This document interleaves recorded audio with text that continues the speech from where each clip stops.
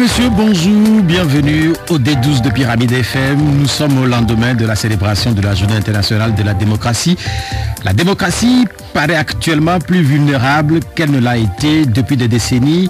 C'est pourquoi cette Journée internationale devrait nous amener à rechercher les moyens de la renforcer ainsi que des solutions aux difficultés systémiques qui la menacent. Ainsi s'exprimait le secrétaire général des Nations Unies.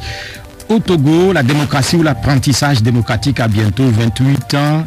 Est-elle plus vulnérable aujourd'hui qu'hier? Le pays se cherche-t-il des moyens de la renforcer ainsi que des solutions aux difficultés systémiques? Dans ce pays, quelles sont en réalité ces difficultés systémiques? Quels sont les bons et les mauvais points de notre démocratie? En route pour finir avec la conjoncture née il y a un an, le pays a commencé par faire expressément la compagnie de la CEDEAO. L'organisation sous-régionale, à travers son comité de suivi, était cette semaine à Lomé pour sa première réunion. Et comme de tradition à une réunion, on a eu droit aux petites phrases. Pour le ministre Gilbert Bahara, parce que le train est parti, il s'agit maintenant de le rattraper. Sans perdre de temps, Brigitte Adiabagbo, la coordinatrice de la C14, a répondu: nous voulons rassurer M. Bahara que le train dans lequel il veut nous amener n'arrivera pas à bon port. Puis elle a enchaîné. Nous avons dit à M. Bahara de choisir les thèmes dans lesquels il s'exprime désormais pour manifester plus de respect aux responsables politiques que nous sommes. La guerre des mots n'a pas laissé indifférent le centriste Djeri Tama. On a parfois l'impression que la classe politique vit sur une autre planète que l'ensemble des Togolais.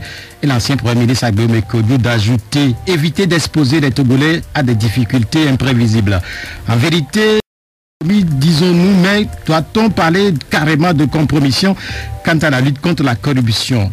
Comme c'est la semaine des déclarations, le Premier ministre a eu aussi sa déclaration pour comme c'est l'homme Classou, la corruption est un frein à la croissance dès lors qu'elle dissuade les investissements locaux et étrangers et empêche la rentrée de recettes indispensables aux politiques sociales. Comment par contre dissuader les corrupteurs et les corrompus du Togo? N'est-ce pas là surtout la véritable problématique? Nous sommes dimanche 16 septembre, serions-nous dimanche prochain à la veille de la rentrée des classes. C'est le ministre Christian Trimois, cadre du Parti uni au pouvoir, qui est notre invité.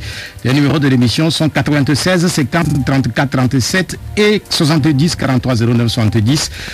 Des 12 est mise en onde par Jean-Jacques Snoubi à Tikbo. Monsieur le ministre, bonjour. Bonjour, monsieur Thiobé, bonjour aux auditeurs de Pyramide FM. Vous avez accusé d'un retard. Oui, à quoi cela est dû? À la circulation et puis à mon éloignement de l'émission. Je crois que j'ai mal calculé le temps nécessaire pour arriver. Cette excuse, je l'ai eu déjà une fois déjà.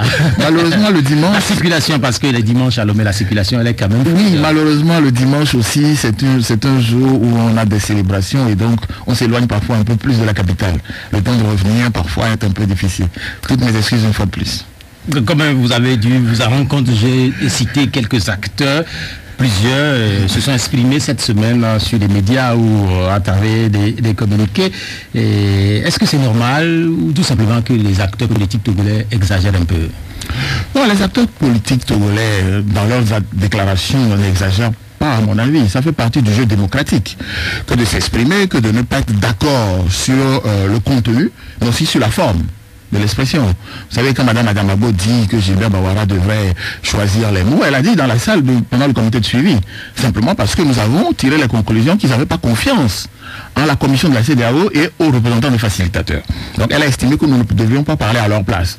Vous savez, dans ce contenu, il n'y avait rien d'insultant dans cette phrase, mais elle a estimé qu'il ne lui appartenait pas de tirer des conclusions de leurs attitudes là-dessus. C'est aussi de la démocratie. Et je pense que vous savez, à l'Assemblée nationale, quand nos compatriotes assistent à des débats en public, ils ont le sentiment que il y a une rupture fondamentale.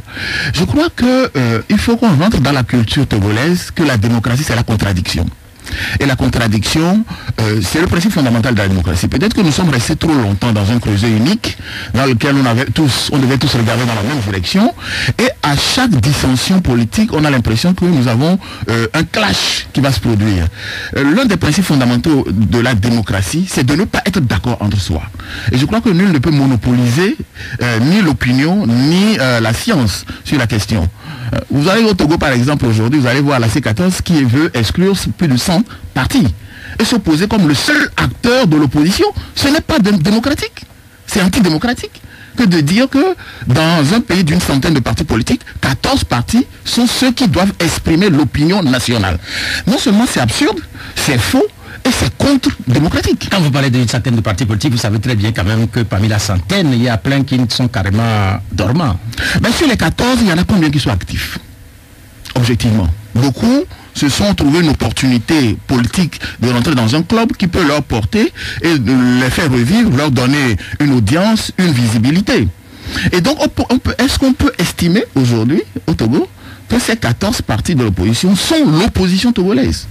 Il me semble qu'il y a là aussi une démarche qui est de l'accaparement de l'opinion. Et donc c'est antidémocratique. Au moment où nous fêtons la journée internationale de la démocratie, je crois qu'il faut que l'opposition togolaise se démocratise aussi un peu. Nous allons parler de cette journée de la démocratie, puisqu'elle a été célébrée hier. Quand on écoute les acteurs togolais, vous aviez dit la démocratie c'est aussi de ne pas être d'accord. Mais ça fait très longtemps que vous n'êtes pas d'accord. Et en même temps on parle de compromis.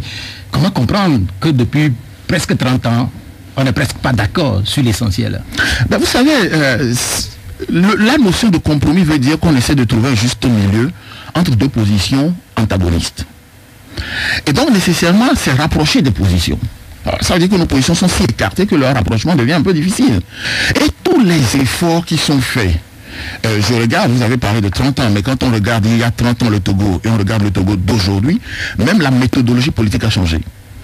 Il y a quelque temps encore, on pourchassait dans notre pays des gens sur leur opinion, etc. Aujourd'hui, les gens s'expriment, insultent le chef de l'État, le critiquent dans la presse écrite tous les jours. Est-ce qu'on ne pourchasse plus? Non, sur les opinions, objectivement, non. Dans le pays, par exemple. Tiki Atadam, donnez-moi un seul acte qui a été posé contre Tiki Atadam aujourd'hui. Il est sorti du pays sans être chassé. Il n'y a pas de mandat d'arrêt international contre Tiki Atadam. Il n'y a pas d'action qui soit lancée contre Tiki Atadam. Tous les autres leaders sont ici. Il n'est pas le plus vindicatif de tous les leaders qui sont sur place. Pourquoi c'est le seul qui est à l'étranger? Donc vous voulez c'est peut-être de sa stratégie politique que de dire je vais me faire désirer. À mon avis, c'est une stratégie politique. Mais avant Tiki Atadam, il y a eu Alberto Olimpio, par exemple, que lui aussi, quand il s'était révélé... Alberto Olimpio a fait un exil judiciaire lié à ses déboires dans la gestion d'une société privée, qui n'a strictement rien à voir avec la vie politique. Alors vous savez, nous, on nous fait porter tout le mal du monde. On dit, oui, vous êtes entendu avec ses associés dans sa société pour monter un coup, pour qu'il puisse porter plainte contre lui, de sorte que, pour le faire taire, etc. Je pense qu'on est vraiment dans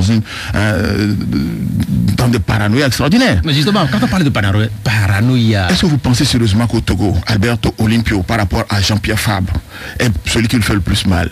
Non, mais en fait... la voix politique de Jean-Pierre Fabre me semble être beaucoup plus incisive que celle d'un Alberto Olimpio. Vous préférez Jean-Pierre... Et vous nous donnez d'ailleurs là l'occasion de dire en plus, puisqu'on parle de démocratie, je finis sur ce coup, puisqu'on parle de démocratie, vous trouvez démocratique qu'un Olimpio passe la main à un Olimpio quand il est en difficulté politique pour diriger un parti politique dit du parti des Togolais?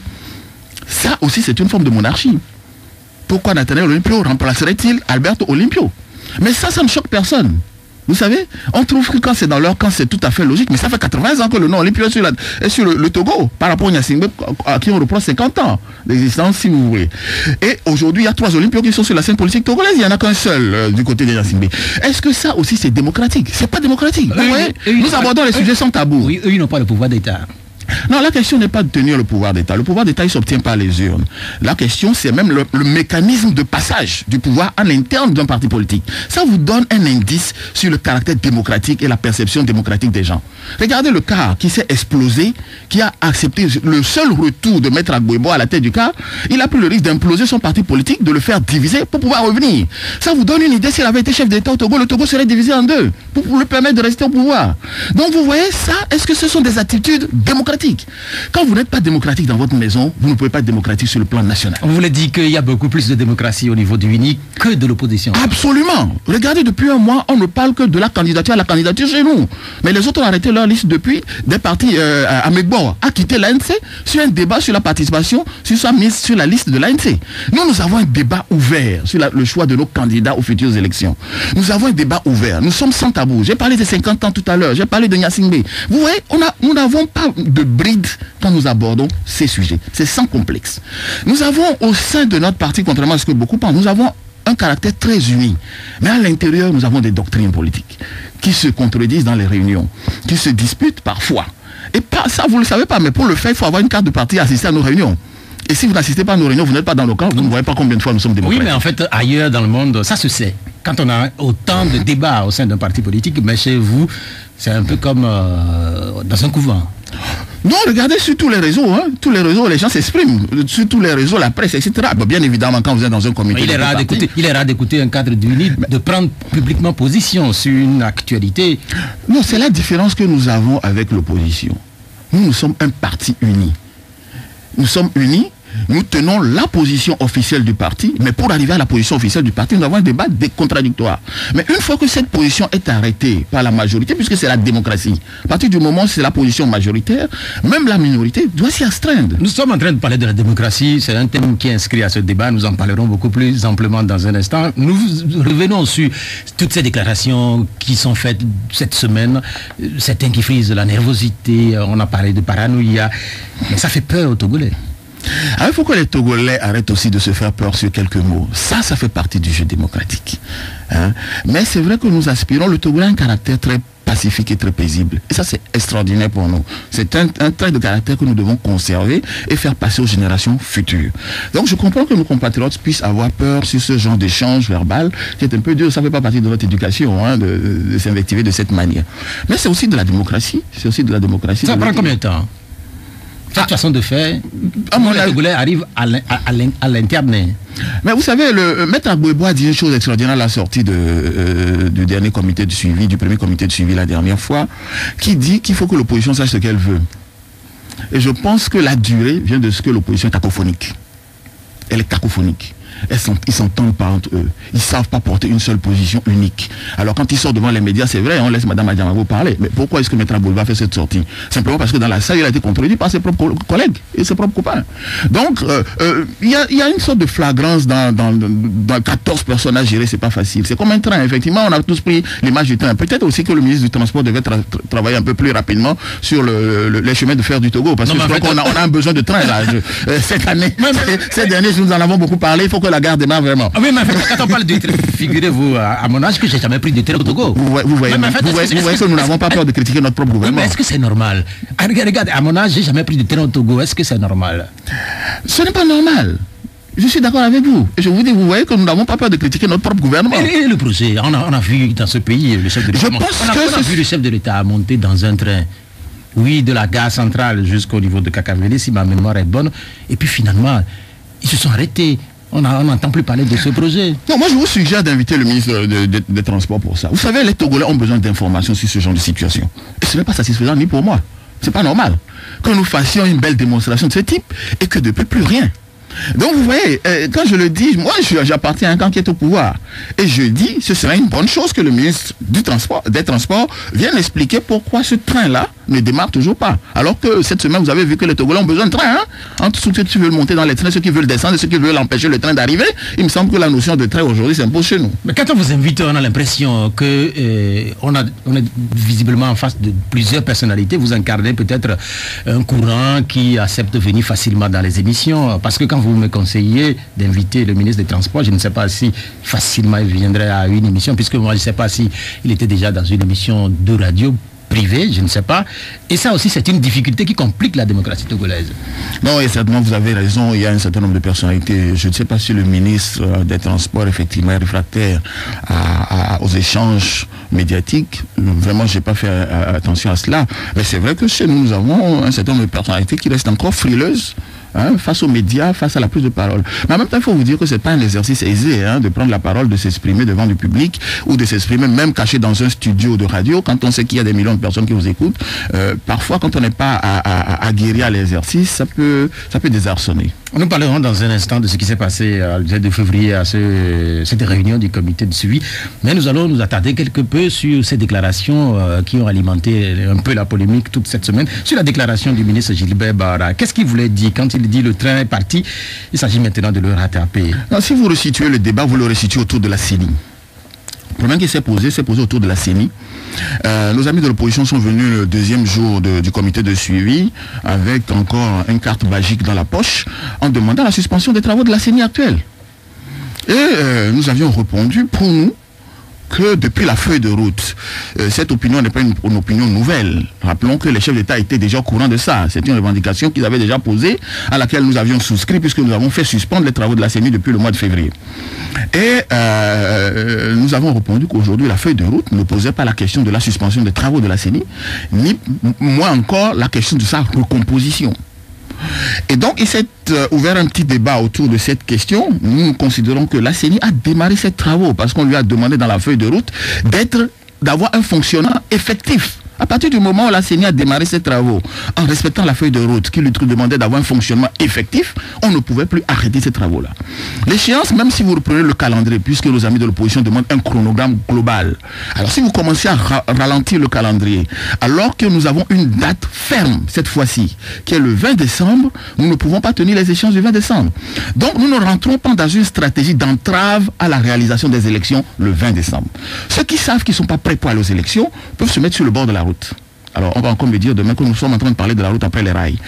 Et ceux qui sont prêts se mettront dans les starting blocks et nous irons ensemble. Mais les institutions qui organisent les élections ne s'arrêteront pas sur un débat lié à une recomposition de la CENI.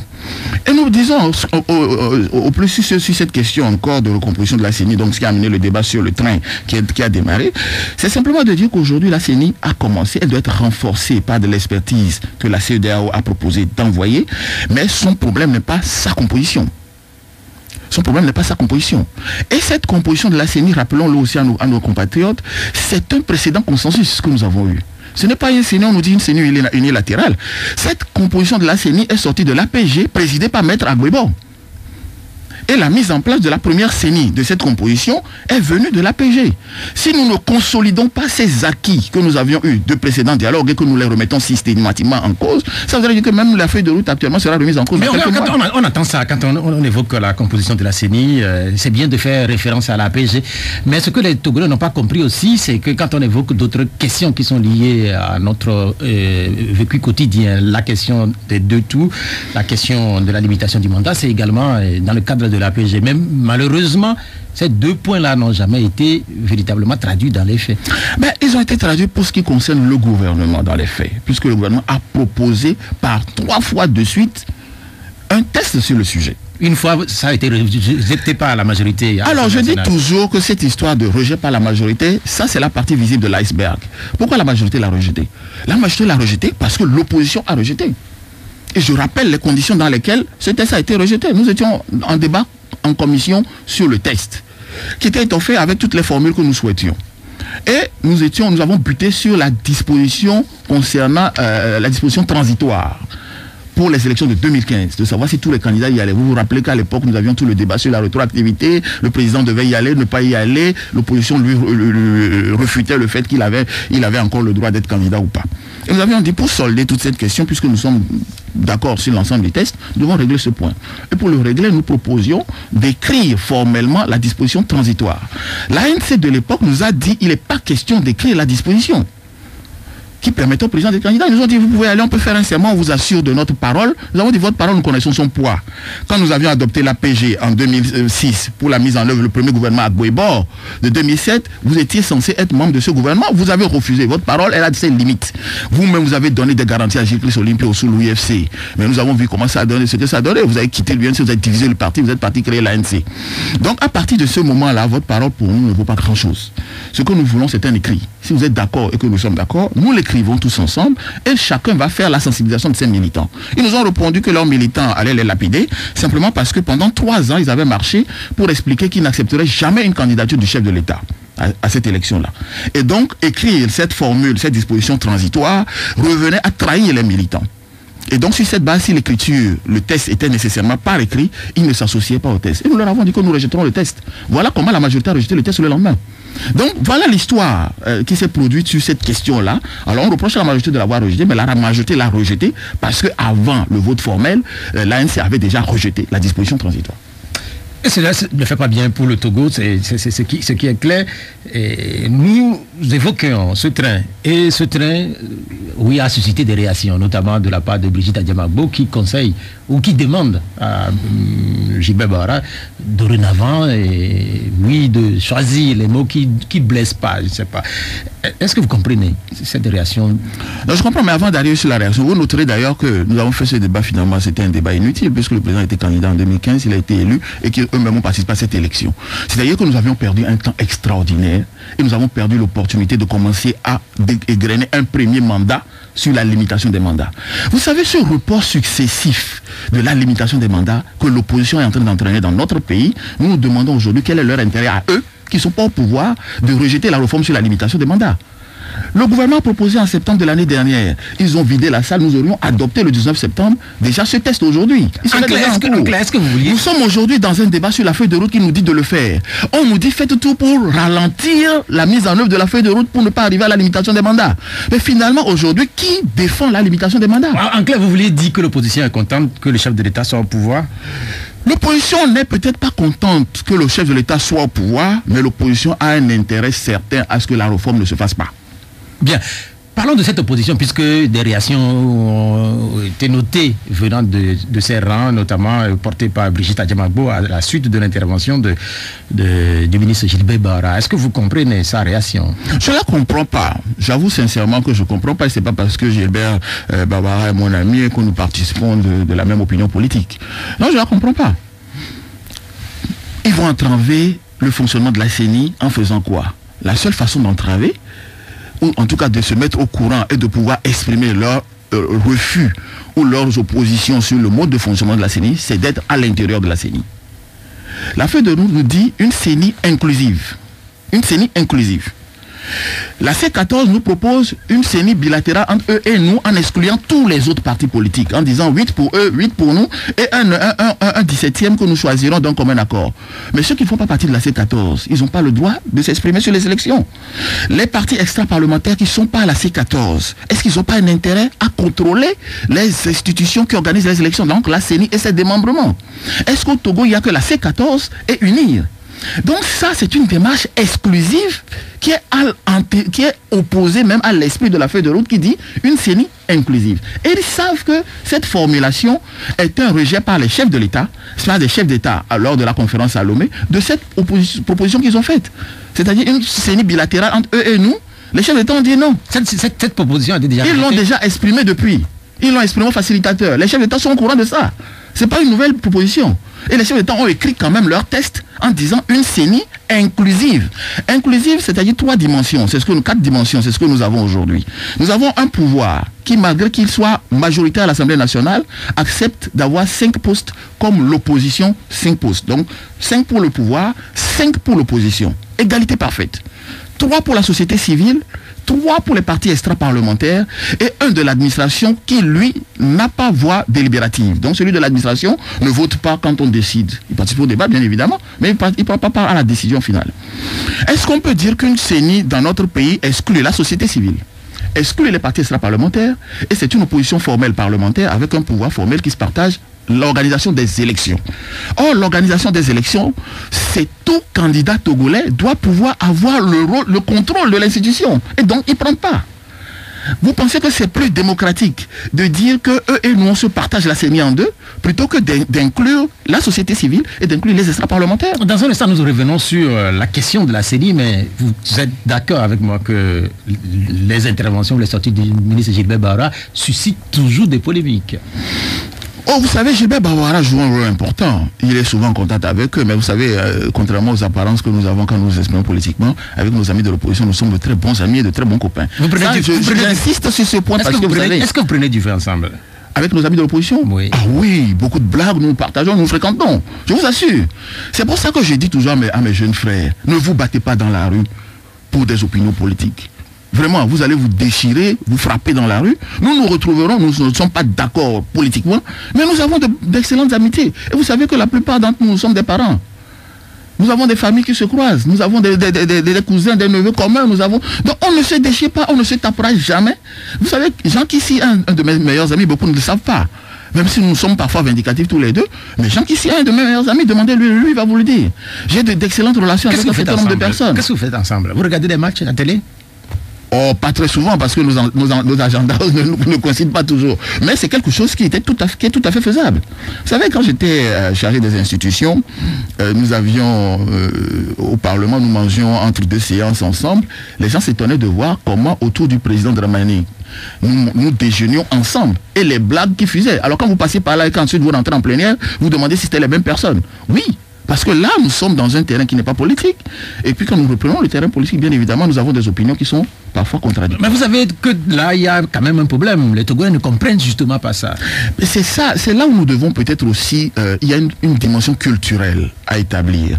La démocratie a un versant qu'il faut que les Togolais essayent de comprendre. Mais ça, il faut simplement qu'on puisse ouvrir un peu plus le débat aux Togolais, qu'ils puissent aussi visiter les institutions. Parce que nos compatriotes, malheureusement, considèrent les institutions comme le club des hommes politiques et ne viennent pas souvent. Regardez les plénières à l'Assemblée nationale. Quand vous regardez dans les tribunes des plénières, vous avez plus des politiques qui sont là pour suivre les débats que des citoyens. Et je disais souvent que je pense aussi que, par exemple, les travaux en commission, à l'Assemblée nationale, il serait intéressant de temps en temps d'y mettre une caméra. C'est vrai, les travaux là-bas sont à huis clos, ils sont secrets, ils ne sont pas publiés, mais de temps en temps, il me semble que l'Assemblée ferait un effort de sensibilisation extraordinaire, de montrer l'ambiance. Parce qu'il y a une subtilité à l'Assemblée nationale. Les travaux en commission sont très techniques, ils sont dans une ambiance parfois tendue. Mais les mots ne sont pas les mêmes qu'en plénière. En plénière, la présence des caméras et des médias fait que nous sommes plus dans le one-man show. Nous sommes dans un show en plénière, le vrai travail technique se fait en commission. Et vous serez surpris de voir par exemple qu'en commission sur un test, l'opposition participe à la construction du test, fait des observations techniques. Nous discutons, nous arrêtons ensemble et en plénière le dénonce. Là finalement, est-ce qu'on peut parler d'acteurs ou de comédiens? Finalement, ce que vous décrivez là. Finalement, est-ce que la démocratie elle-même n'est pas un grand théâtre? La démocratie, il me semble que c'est une grande scène sur laquelle les acteurs jouent. Au fond, c'est pour ça qu'il ne faut jamais que la mort et la blessure rentrent en démocratie. On ne peut pas se taper pour ça. Parce qu'au fond, on est sur une scène où chacun joue un rôle. Nous sommes au pouvoir aujourd'hui. Alors on nous dit l'alternance. Mais nous sommes le parti qui a le plus intégré la notion d'alternance au Togo. Hein. Nous sommes le parti. Et c'est peut-être ça qui fait aussi que nous durons longtemps. Alors quand je dis ça, demain on va dire oui, ils ont encore proclamé qu'ils resteront au pouvoir longtemps. C'est pas ça. C'est que nous avons intégré la possibilité de quitter le pouvoir. Contrairement à ce que nos adversaires nous en faisant quoi justement? Mais nous avons créé toutes les conditions. Alors, c'est pas à nous de leur créer les conditions pour qu'ils viennent au pouvoir, bien évidemment. Mais nous préparons, nos élites politiques, à la possibilité de devenir opposants. Et je vais vous donner un exemple simple. Nous allons passer au local. Le local, c'est une formidable école de démocratie. Nous ne gagnerons jamais les 116 communes du Togo, nous le savons, puisque déjà à l'Assemblée nationale, nous n'avons pas la 100% des sièges. Donc ça voudrait dire qu'il y a des communes dans lesquelles l'UNIEP sera en situation d'opposition. Si nous ne préparons pas les nôtres à commencer à jouer le rôle d'opposant, mais bien évidemment que quand ce moment viendra, ils seront en décalage. Vous savez, l'Union des forces du changement et l'ANC ont cette tendance, et surtout l'Union des forces du changement et quelques opposants historiques que nous avons connus ici, quand ils sont rentrés au gouvernement, on a vu les attitudes des ministres. Même dans leur propre portefeuille, ils oubliaient qu'ils étaient ministres, ils jouaient encore le rôle d'opposant. Parce qu'il y a une culture et une expérience à acquérir. Et tant que vous ne commencez pas à gérer le pouvoir, à participer aux institutions, vos réflexes resteront ceux d'un opposant constamment. On a vu par exemple dans des discours passés des leaders d'opinion critiquer un département ministériel qui était tenu par quelqu'un de chez eux. Je ne citerai pas les noms. Mais vous pouvez facilement deviner la chose. Dans un meeting public, attention, dans un meeting public. Ça veut dire qu'on oublie parfois que nous sommes assis sur la chaise parce que nous sommes restés trop longtemps dans l'opposition. Le président Alpha Condé a eu cette parole extraordinaire, s'adressant un jour à Jean-Pierre Fabre dans la salle pendant les débats, qui dit, mais écoutez, vous m'apprenez rien, j'ai été 40 ans opposant, aujourd'hui je suis au pouvoir. Donc je sais ça, et je sais ce que vous vivez, et je sais ce que les autres du pouvoir vivent, parce que j'ai participé aux deux. J'ai été 40 ans opposant, aujourd'hui je suis au pouvoir. Donc je sais ce qu'un opposant vit quand il est en discussion avec quelqu'un du pouvoir. Ce qui veut dire qu'aujourd'hui, lui, il est dans la situation, c'est pour ça qu'il est un très bon facilitateur dans notre situation, parce qu'il a vécu les deux rôles. Et donc il sait apprécier et il sait ce qu'il peut aujourd'hui. Lui-même, quand il aujourd'hui maltraite ses opposants, par exemple, les opposants lui rappellent que vous avez été opposant avant. Mais il est dans un rôle de pouvoir. Nous sommes en train de regarder. On oublie que le Ghanéen a été pendant longtemps opposant. Il est au pouvoir. Donc, ce jeu d'alternance, si vous êtes au pouvoir, que vous n'intégrez pas la possibilité de quitter un jour le pouvoir, il faut être une erreur grave. L'impression que les Togolais ont, c'est comme s'ils sont dans une sorte de fatalité, que Uni est là, et en fait, cette semaine, il y a eu cette phrase, où je ne sais pas si c'est vrai, qui a été repris venant de vos rangs, que vous êtes là, et encore pour longtemps. Donc, c'est comme il y a une sorte de fatalité, l'opposition est là pour être là, comme opposition pour longtemps, et le parti au pouvoir est là pour encore quelques années. Vous savez, je vais vous dire une chose. Un parti politique n'a qu'un seul objet. Conquérir le pouvoir, l'exercer et le garder le plus longtemps possible. Regardez l'achat des partis politiques. Un parti politique ne vend pas des cacahuètes, ne vend pas des tomates ou des voitures. Un parti politique, son objet, c'est le pouvoir. Les associations font de la charité, un parti politique n'en fait pas. Une entreprise privée ne fait pas du politique, il fait autre chose. Donc un parti politique, c'est son objet. Si vous lui dites de quitter le pouvoir alors qu'il est au pouvoir, ça voudrait dire qu'en réalité, vous le supprimez. Si vous vous dites, bon, nous faisons un mandat et puis nous quittons le pouvoir pour le laisser à nos amis, ça voudrait dire qu'en finissant votre mandat, vous devez dissoudre votre parti. Il n'a plus d'objet. Donc la vie d'un parti politique tourne toujours autour du pouvoir. Le seul reproche qu'on peut faire à un parti politique qui considère qu'il doit rester au pouvoir en utilisant des moyens qui ne sont pas démocratiques, ça c'est un reproche majeur. Mais un parti politique qui est au pouvoir et qui ne le conserve pas des moyens démocratiques est dans son rôle. Est-ce que vous le conservez, vous, pas des moyens démocratiques? Nous ne le conservons pas des moyens démocratiques. Le président de la République a été élu à une élection à laquelle ont participé ceux qui demandent aujourd'hui qu'ils s'en aillent. Si nous prenons avant la fin du mandat, mais si eux avaient été élus en 2015, par exemple, Jean-Pierre Fabre avait été élu en 2015, ou Gogué avait été élu en 2015, Tchassona ou Djeri Tahama, est-ce qu'à mi-mandat, ils accepteraient, eux, que nous occupions les rues pour leur demander de quitter le pouvoir? Vous savez, la valeur des précédents. Je dis aujourd'hui, nous nous préparons à être opposants. Mais nous gardons le pouvoir et nous faisons aussi en sorte à rester longtemps. Mais le jour où nous serons opposants, est-ce qu'eux sont d'accord que nous utilisions les moyens qu'ils utilisent aujourd'hui contre eux? S'ils sont d'accord pour cela, ça voudrait dire que nous sommes en train de créer des méthodes de gouvernement qui font mal à nos compatriotes. Est-ce que c'est normal? C'est pas normal. Quand vous parlez de moyens démocratiques, intéressons-nous un peu aux campagnes électorales dans notre pays.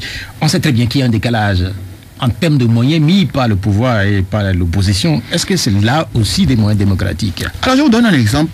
Le seul président Togo qui a créé ou qui a au moins essayé de renforcer les pouvoirs financiers et matériels de l'opposition, c'est le chef de l'État, le président Faure. Je vous rappelle que nous avons commencé avec le financement des partis politiques. D'abord la loi sur le financement des partis politiques. À côté du financement des partis politiques, donc il leur donne des moyens de fonctionner, nous finançons les candidats à l'élection présidentielle. Nous finançons les candidats à l'élection législative. C'est pas 112 millions? Oui. C'était le premier essai de 112 millions. Bien évidemment, c'était un premier essai. Soit l'enveloppe va selon nos conditions financières. Je ne sais pas combien vous avez dépensé à unir, mais en fait, oui, c'est quand même peut-être une dizaine de 10 fois plus. Oh, je peux me lancer pour vous dire, hein, c'est pas une question de 10 fois plus. C'est-à-dire que vous savez, nous sommes dans un premier exercice. Ça n'avait jamais existé dans notre pays. Nous sommes en train de... N'oubliez pas que le Togo est en consolidation de sa démocratie. Ça ne veut pas dire que nous sommes démocratiques à 100%, nous faisons encore beaucoup d'erreurs. Mais nous posons des pas qui doivent consolider la chose. On nous a reproché en disant, vous êtes au pouvoir, vous utilisez des moyens d'État. Mais le président de la République a interdit, pendant les campagnes électorales, d'utiliser les moyens, les véhicules RTG, etc. Est-ce qu'il n'est pas facile d'enlever les plaques des véhicules RTG et y mettre des plaques... Alors moi je ne sais pas, parce que nous avons une institution qui s'occupe des plaques des véhicules au Togo, Sotopla, qui est là. Nous avons le garage central qui administre les véhicules d'État. Très franchement, sur ce genre de fraude, alors, et ce n'est pas exclu, je ne dirais pas non ou oui, mais si vous avez eu cette idée, c'est que d'autres ont pu l'avoir aussi. Et donc forcément, ça veut dire que la pratique peut exister. Bon, mais ça reste quelque chose de marginal, si vous voulez. Ce qui est important dans la démarche, c'est de dire que le président de la République a commencé à consolider d'abord sur le financement des partis politiques, les candidats aux élections, nous donnons les moyens. On ne peut pas dire aujourd'hui que les partis vont aux élections avec le peu d'argent qu'elles ont en poche. Aujourd'hui, les gens développent même des stratégies pour s'enrichir sur cette base-là. À côté de ça, il y a tout un renforcement qui a été mis en place, un cadre. C'est le statut de l'opposition. Alors, que les tenants de ce statut aujourd'hui le gèrent mal, ça c'est une autre chose. Nous avons un chef de file de l'opposition qui est censé être doté de moyens pour pouvoir rassembler l'opposition autour de lui. S'il le gère mal, ça c'est son problème. Et vous noterez d'ailleurs que le CAR a toujours demandé la suppression du chef de file de l'opposition. Il a toujours demandé la suppression du chef de file de l'opposition. Et ça, il faut que les Togolais se rappellent de ça. Mais est-ce qu'il nous appartient à nous, comme nous avons fait le dialogue Togo-Télécom? J'ai des agents qui ici à Pevon, vous demandez la suppression du chef de file de l'opposition. Mais vous avez des députés à l'Assemblée qui peuvent prendre des propositions de loi. Pourquoi vous attendez que ce soit le gouvernement qui dépose un texte pour supprimer le chef de file de l'opposition? C'est quelque chose qui appartient à l'opposition. Si ça ne vous plaît pas, régler le problème dans l'opposition et quand le débat viendra à l'Assemblée nationale, nous nous exprimerons là-dessus. Mais il ne nous appartient pas à nous d'aller supprimer une institution qui nous semblait être une institution démocratique fondamentale placée par le chef de l'État et auquel nous avons donné maintenant un rang de chef d'institution. Vous savez très bien aussi que tout ça, ça fait polémique dans le pays. Dans une dizaine de minutes, nous allons permettre aux auditeurs de vous poser des questions puisque vous êtes arrivé un peu en retard. En réalité, vous devez commencer par avoir des questions dans 4 minutes. Mais nous allons... Pierre, vous n'êtes pas indulgent. Vous me rappelez mon retard tout le temps. Oui, mais en fait, Oui, nous allons revenir sur cette réunion du comité de suivi. Vous avez participé à cette rencontre, il y a eu 2 journées. Est-ce que vous pouvez nous raconter brièvement la première journée? Alors la première journée, j'ai entendu beaucoup de choses sur ce fameux refus que nous aurions fait ensemble avec l'opposition de nous mettre ensemble dans une salle. La première journée a été très simple. Il y a eu une cérémonie d'ouverture, puis on nous a proposé un programme de la journée. En réalité, je vous donne mon sentiment si vous voulez. Nous avons le sentiment que le comité de suivi qui était venu n'était pas encore prêt. Ils n'avaient pas achevé leur travail de préparation, notamment les propositions à faire, le point sur les activités que la commission de la CEDEAO avait menées. C'est un sentiment, hein, je ne dis pas que c'est exact. Et puis ils nous ont proposé qu'en attendant d'aller finaliser leur travail, ils avaient mis une salle à disposition et qu'ils nous demandaient, après la pause café, éventuellement, si nous le souhaitions, avec nos amis de l'opposition, de nous retrouver dans cette salle, de continuer la discussion pendant qu'eux finalisaient leur travail. Et on se retrouverait en début d'après-midi ou s'ils n'avaient pas fini le lendemain matin pour pouvoir continuer. Je pense que le vrai problème est venu un peu de ce malaise, c'est-à-dire que nous avions le sentiment d'une improvisation autour de cette question de salle qui avait été mise à disposition et dans lequel nous devions patienter en réalité le temps qu'eux finissent leur travail. Donc, au fond, il n'y a pas eu une opposition majeure, ni de l'opposition, ni de notre camp, en disant on ne veut pas les rencontrer, on ne veut pas parler avec eux. J'ai entendu beaucoup de choses là-dessus, c'est pas ce qui s'est passé. C'est pas ce qui s'est passé. Nous n'avons pas senti l'opportunité de passer de 9h à 15h dans une salle avec des gens que nous connaissons, nous côtoyons tous les jours, avec qui nous parlons tous les jours, pour une histoire d'un nouveau débat autour de quoi? Et les gens étaient préparés à cela. Mais pour le public, est-ce que ce ne serait pas une belle image que de se retrouver là, une image envoyée à l'opinion nationale, que de se retrouver entre vous Togolais sans les médiateurs ou sans sans les médiateurs? Mais on l'a déjà fait plusieurs fois. Le problème, hein, je vous explique le problème, ce n'est pas le fait de refuser d'être avec. Mais si vous avez par exemple en main, un gâteau et que Jean Kissi discute avec vous avec son café. Nous le faisons toujours à toutes les pauses café. Non, durant ces négociations. Non, je vais vous expliquer. Moi, je pense que ce qui s'est passé est très simple. Nous sommes à Lomé. Les gens se sont dit, si on n'a rien à faire entre la fin de la cérémonie d'ouverture et la prochaine rencontre, il vaut mieux que je retourne à mon bureau pour aller expédier mes affaires courantes avant de revenir. Donc finalement c'est banal. C'est très banal. Franchement, j'ai entendu beaucoup de choses de ça. Nous, on ne s'est pas concerté pour dire qu'on ne va pas. Eux ne se sont pas concertés pour dire on ne va pas. Je pense que ça a paru un peu bizarre. La preuve, c'est qu'après, on a demandé, on se retrouve à quelle heure. La commission de la CEDEAO et les facilitateurs avaient même du mal à nous fixer une heure. Et ils ont demandé de proposer. On a dit, est-ce qu'on peut se retrouver à 15h? Ça a été accepté par tout le monde et on est parti. Les gens avaient d'autres choses à faire, ils sont partis. En réalité, je pense que les gens voulaient, optimiser le temps qu'il y avait entre la fin de la cérémonie d'ouverture et la prochaine rencontre, plutôt que d'aller s'asseoir dans une salle où on n'était pas préparé à un sujet, on ne savait même pas quoi se dire au fond, parce qu'on faisait une pause café avant. La pause café, on s'échangeait les blagues déjà. Après la pause café, on allait se mettre dans une salle à se dire quoi concrètement jusqu'à 15h.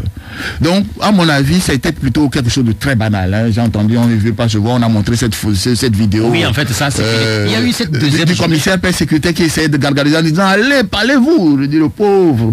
Bon, il ne sait pas qu'on se parle souvent. Hein. Oui, en fait, tout ça, c'est de la comédie, comme dirait quelqu'un. Et il y a eu cette deuxième journée. Et puis, finalement, qu'est-ce qu'on retient de ce passage du comité de suivi? De ce passage du comité de suivi, nous ont fait le point sur les actions qu'eux ont prises parce que la feuille de route demandait à la commission de la CEDEAO d'assister les facilitateurs dans la mise en œuvre de la feuille de route. Et donc la commission de la CEDEAO a pris un certain nombre d'actes, notamment le recrutement d'un certain nombre d'experts qu'ils ont identifiés à leur niveau, correspondant à ce qu'eux pensent être les besoins nécessaires au processus électoral. Et donc ils nous ont fait le point là-dessus. Donc 3 experts sont recrutés, un expert en droit constitutionnel pour accompagner la nouvelle formulation des réformes qui va être soumise par la voie parlementaire et éventuellement, nous ne souhaitons pas, si ça échouait par la voie parlementaire, on ira au référendum.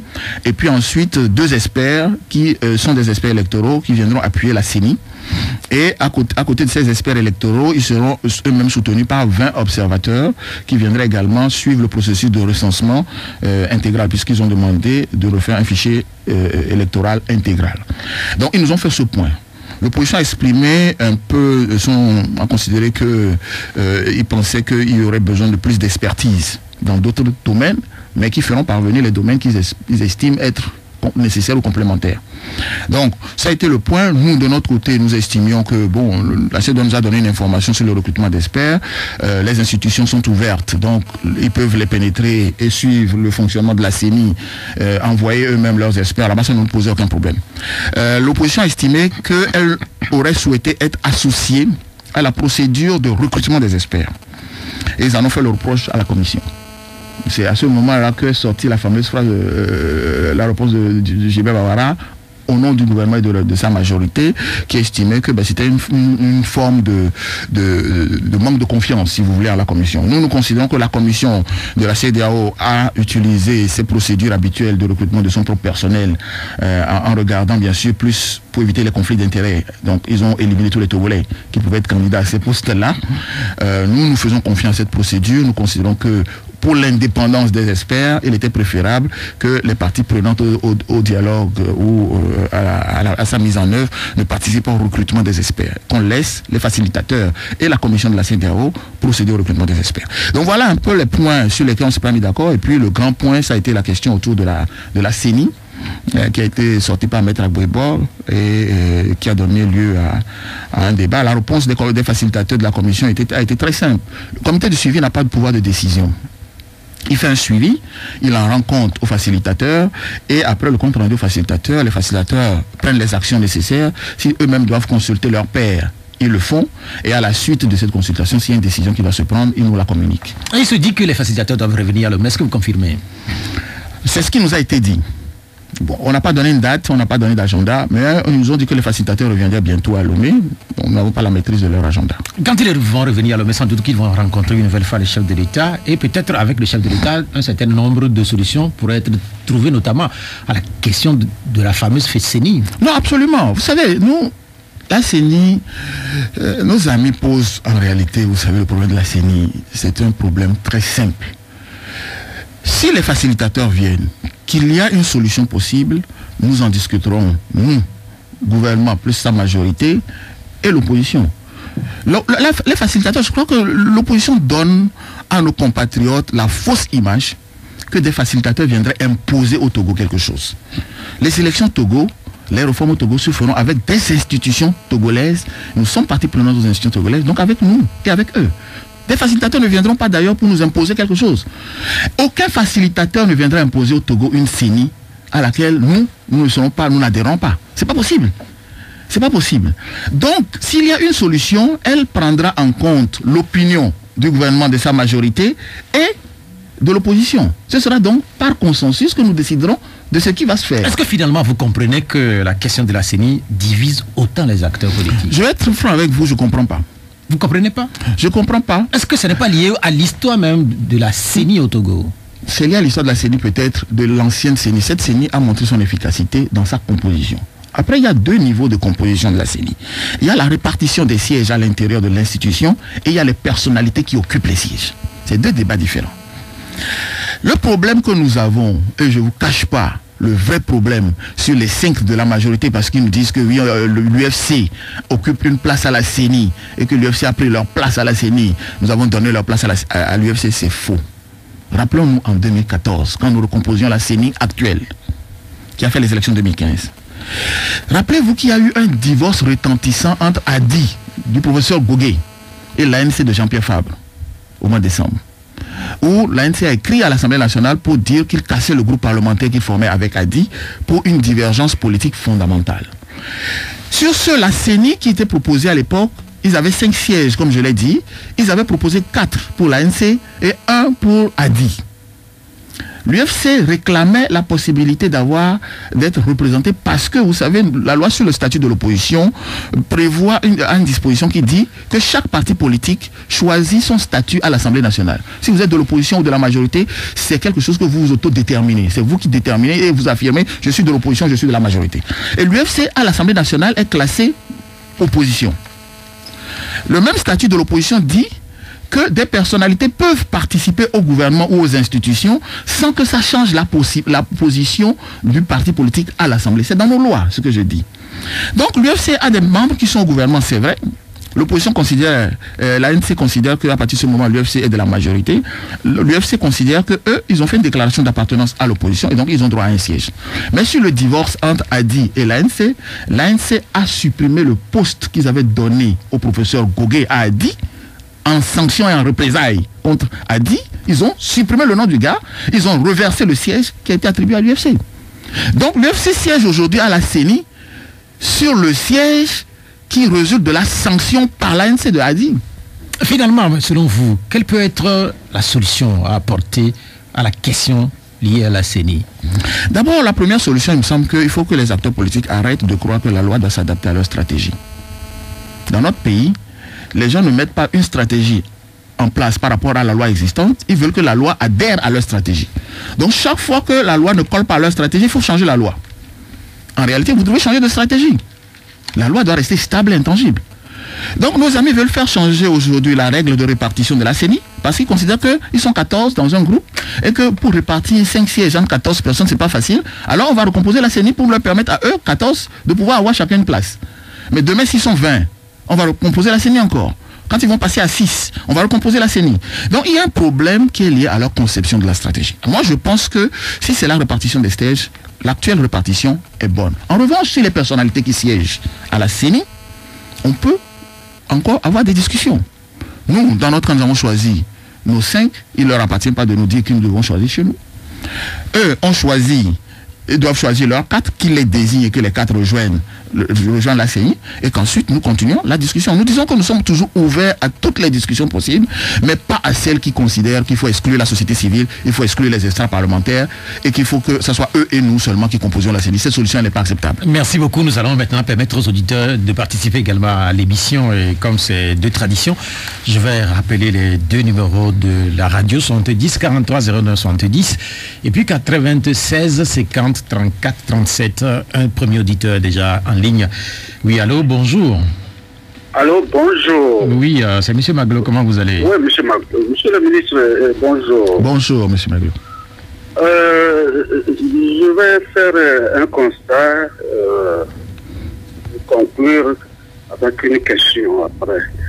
J'ai l'impression, peut-être que vous me direz que c'est une impression, j'ai l'impression que lorsque nos hommes politiques passent sur les médias, généralement, ils banalisent la crise que nous vivons au Togo, notamment lorsque ces hommes proviennent de la majorité présidentielle. Sincèrement, ils ne mesurent pas le mal très profond que le peuple togolais vit.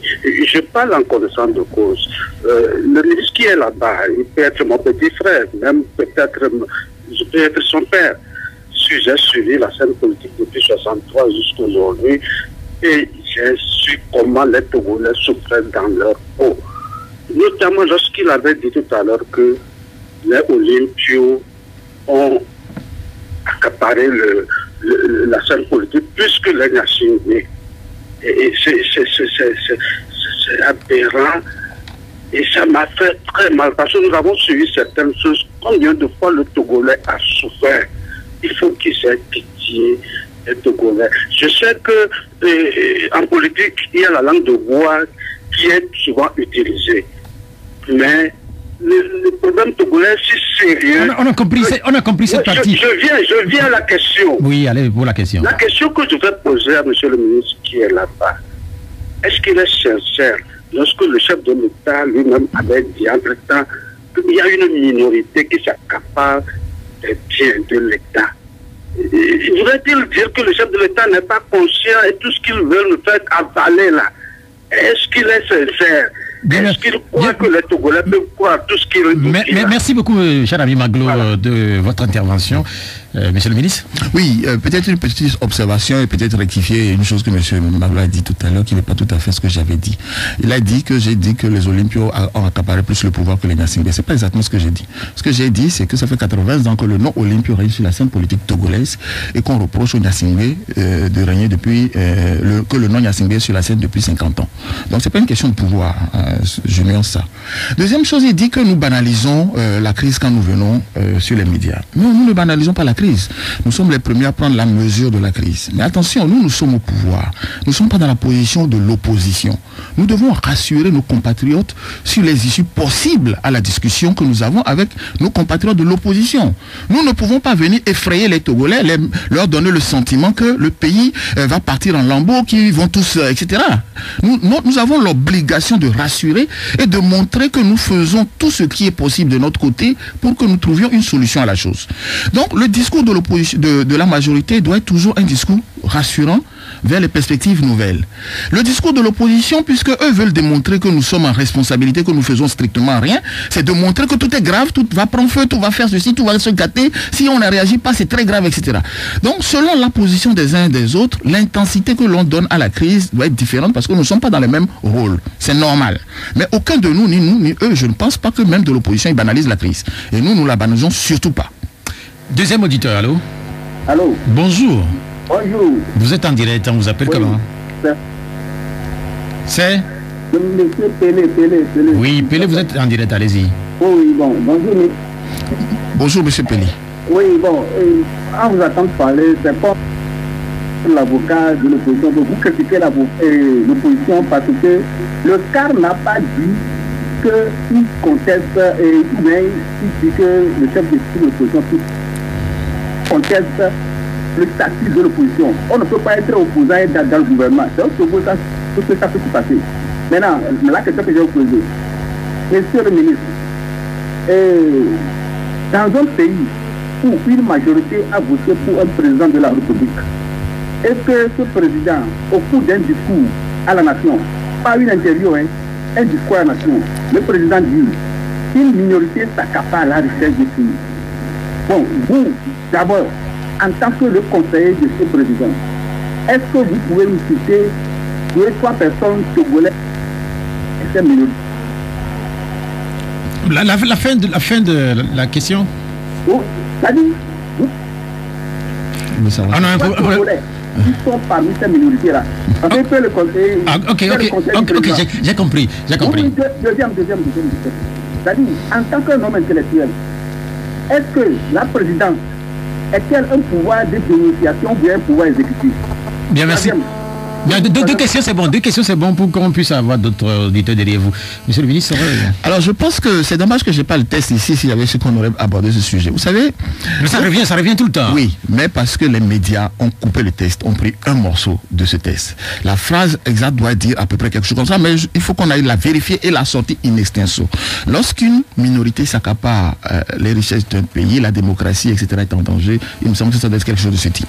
Donc faites attention parce que ce morceau de phrase a été piqué dans le discours du président, a été dit que le président a dit qu'une minorité au Togo s'accapare des richesses du pays. Faisons attention à cela. Ça, c'est une première chose. Cela n'empêche pas de reconnaître que quand même, dans notre pays, nous avons un déséquilibre sur la répartition des richesses. C'est un fait. C'est un fait. Maintenant, comment on la corrige? Alors, vous me demandez de donner le nom d'une minorité ou de 2 ou 3 personnes. Je pense que ce n'est pas mon rôle de venir dire ça. Nous avons une autorité chargée de la corruption. Nous avons une autorité sur diverses institutions qui sont chargées de vérifier ce genre de choses et qui, c'est dans leur rôle de... Non, vous faites pas partie de la minorité. Moi, je ne fais pas partie de la minorité qui s'occupe de quelle richesse. On connaît mon salaire, là où je travaille, etc. Je peux le déclarer, il n'y a aucun souci. Vous gagnez combien? Mon salaire d'enseignant à l'université est de 853 400 et quelques. Ah, ok. C'est pas facile pour les Togolais quand même d'annoncer le salaire, c'est pas facile. Non. Vous savez, quand j'étais au gouvernement, je gagnais 750 000. J'avais perdu un peu plus sur mon salaire quand je suis rentré au gouvernement que quand j'étais à la fac. Bien. Contrairement à ce que les gens pensent, c'est pas exact. La deuxième partie de la question. La deuxième partie de la question, la présidence comme... Ah ouais, la présidence c'est un pouvoir exécutif. Je sais pourquoi il pose la question, parce qu'il considère que le président, en évoquant la minorité, faisait une dénonciation. Mais vous savez, quand on est au pouvoir aussi, on a la responsabilité de diagnostiquer l'état du pays. Donc, moi ici, tout à l'heure, je viens de parler de la question du train. je suis quand même conseiller du président de la République, je soutiens ce gouvernement en question, mais comme vous, j'ai dénoncé en disant qu'il faut que le ministre vienne nous expliquer un peu où en est le projet sur le train. Donc c'est pas parce que si nous ne faisons pas un bon diagnostic, nous ne posons pas les bonnes solutions que nous sommes censés exécuter en tant qu'exécutif. Allô? Oui, bonjour, monsieur Afano. Non, on ne m'appelle pas Afano, on m'appelle Pierrot Atiogbe. Monsieur Pierrot, excusez-moi. Ok, vous êtes en direct, on vous appelle vous comment? Bankole. Bankole, allez-y. Bonjour à notre sœur invitée. Bonjour, monsieur Bankole. Ouais, monsieur Trimois, je ne sais pas si c'est de l'admiration que vous forcez, hein, parfois, quand les ministres sont invités sur les médias, ça fait plaisir d'entendre l'autre son de la cloche. Mais, comme l'a dit M. Maglo, sincèrement, vous semblez banaliser la crise qui secoue notre pays. Sincèrement. Et croyez-vous sérieusement qu'avec ce découpage électoral-là, que nous soyons en paix après les élections, et que vous n'avez pas peur d'un lendemain difficile comme un le 19 août, monsieur le ministre, sincèrement. Je vous remercie. Bien, merci. Non, je n'ai peur d'aucun 19 août. Je crois qu'on vous a déjà fait une fois la réponse là, de nos collègues a dit qu'il y aura plus de 19 août au Togo. Et ça, nous sommes très sincères là-dessus. Nous ne banalisons pas la crise. Je pense que ce point sur la banalisation de la crise, quand on est au pouvoir, vous ne pouvez pas venir dire aux Togolais. Je ne sais pas comment est-ce que vous aurez réagi pour montrer que la crise a de l'importance pour vous. Le dialogue actuel, c'est le président de la République qui l'a initié. Donc s'il banalisait la crise, il n'aurait même pas suggéré ça. Le test sur la limitation des mandats, c'est le gouvernement qui l'a initié. Ils n'auraient pas fait ça s'ils considéraient que c'était banal. Donc on prend un certain nombre d'initiatives. Je ne sais pas si c'est dans le discours que vous pensez qu'il faut qu'on mette un ton de gravité pour montrer que la crise est importante, mais ce n'est pas de notre rôle et ce n'est pas le rôle d'un pouvoir ou d'une administration que de donner le sentiment d'une gravité extrême, immaîtrisable. C'est pas vrai. Et dans aucun pays, personne ne le fait. Pour revenir sur la question du statut qui avait été évoqué, je ne sais pas si c'est lui qui l'avait dit ou quelqu'un d'autre, oui, l'opposition qu'on critique en disant qu'on ne peut pas être au gouvernement et être dans l'opposition. Mais je vous rappelle quand même que quelqu'un comme Bernard Kouchner était bien dans un gouvernement Sarkozy, donc tout en étant d'un parti qui était de l'opposition. Ce n'est pas une tendance différente aujourd'hui. Est-ce qu'il n'est pas allé au gouvernement à titre individuel hein? Mais dans notre cas, le test dit que des personnalités peuvent être dans un gouvernement sans que ça change le statut du parti. L'UFC n'est pas venu au gouvernement, il n'y a pas l'UFC au gouvernement, il y a des personnalités de l'UFC au gouvernement. Donc nous ne partageons pas le gouvernement avec l'UFC.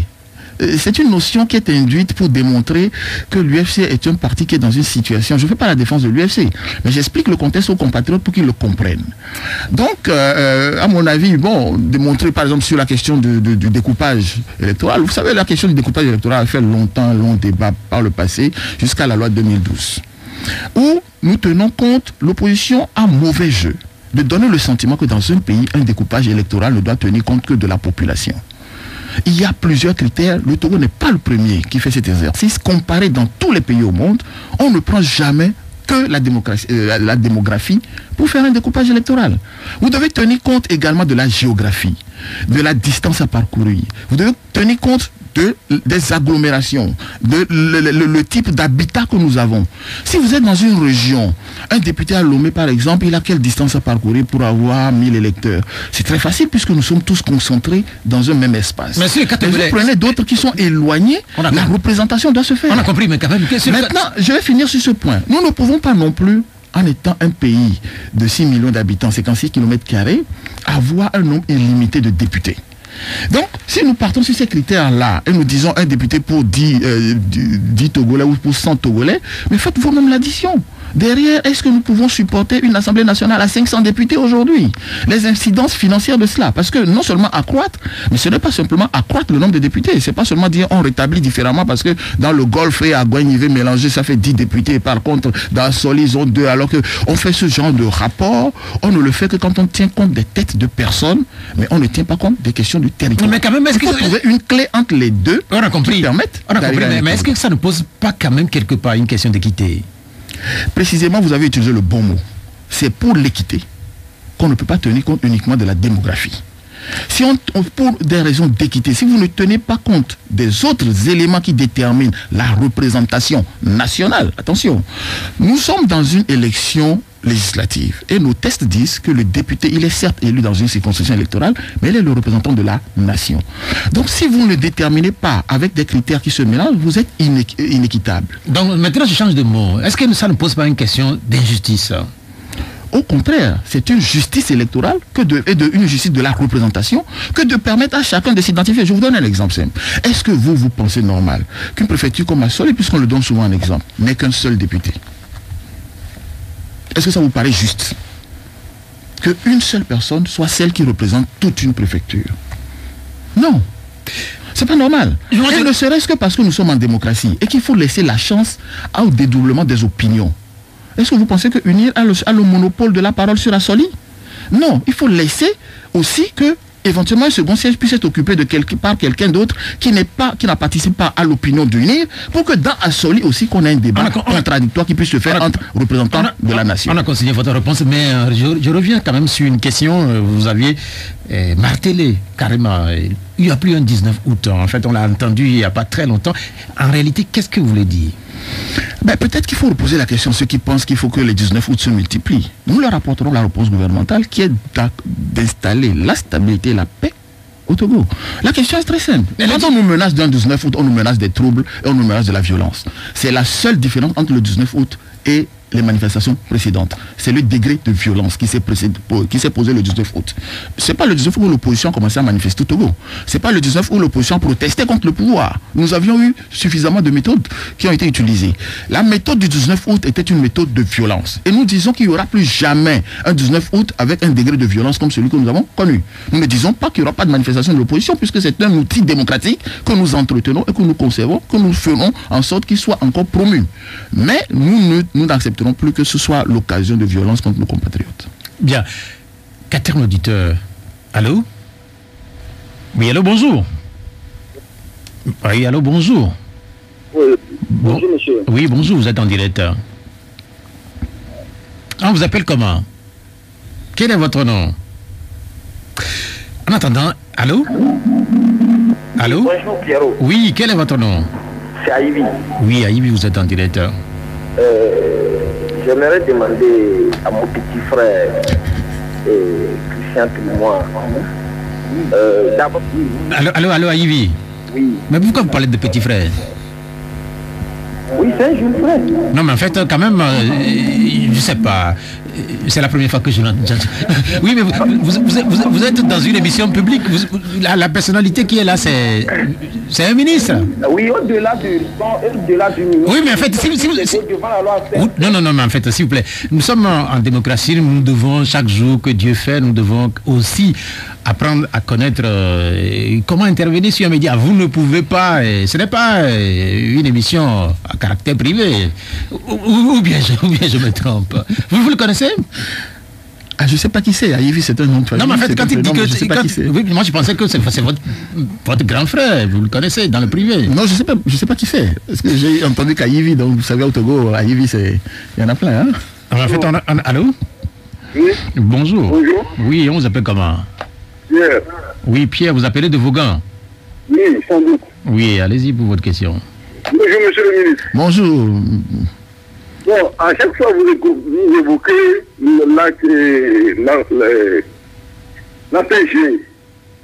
Et pourtant vous avez dit qu'il est caduque. Pourquoi vous en tenez toujours compte dans vos discussions? Bien, merci. Oui. C'est le président qui est parti demander l'aide de la CEDEAO dans la résolution de la crise.